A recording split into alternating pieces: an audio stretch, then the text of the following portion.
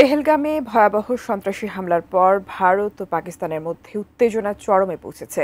তলানিতে গিয়ে ঠেকেছে দুদেশের মধ্যকার কূটনৈতিক সম্পর্কও।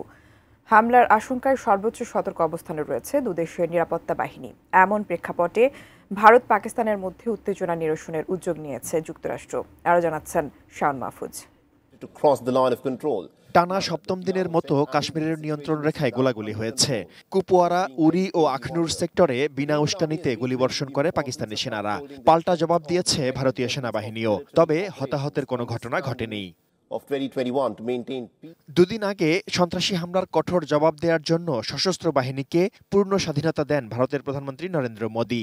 যদিও শুরু থেকেই ভারতকে বাকবিতণ্ডা বন্ধ করে দায়িত্বশীল আচরণ করার আহ্বান জানিয়ে আসছেন পাকিস্তানের প্রধানমন্ত্রী শাহবাজ শরীফ।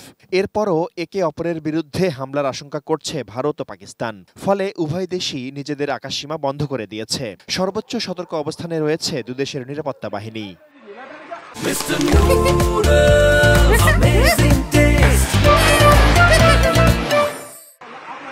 এমন প্রেক্ষাপটে উত্তেজনা নিরসনের উদ্যোগ নিয়েছে যুক্তরাষ্ট্র। পাকিস্তানের প্রধানমন্ত্রী শাহবাজ শরীফ এবং ভারতের পররাষ্ট্রমন্ত্রী এস জয়শঙ্করের সঙ্গে ফোনালাপ করেছেন মার্কিন পররাষ্ট্রমন্ত্রী মার্কো রুবিও। পেহেলগামে সন্ত্রাসী হামলার পেছনে পাকিস্তানের হাত আছে বলে ভারত যে অভিযোগ তুলেছে এবং প্রতিশোধের যে হুমকি দিচ্ছে, এ বিষয়ে সতর্কতা অবলম্বন করার আহ্বান জানান তিনি। সন্ত্রাসবাদের বিরুদ্ধে ভারতকে সহযোগিতা করতে যুক্তরাষ্ট্রের অঙ্গীকার পুনর্ব্যক্ত করেন মার্কিন পররাষ্ট্রমন্ত্রী। এছাড়া এই অযৌক্তিক হামলার তদন্তে পাকিস্তানকে সহযোগিতা করার আহ্বান জানান মার্কো রুবিও। এদিকে সব পরিস্থিতিতে পাকিস্তানের পাশে থাকার প্রতিশ্রুতি দিয়েছে চীন। লাহোরে নিযুক্ত চীনা কনসাল জেনারেল ঝাও শিরেন জোর দিয়ে বলেন, যুদ্ধ কোনো সমাধান নয়।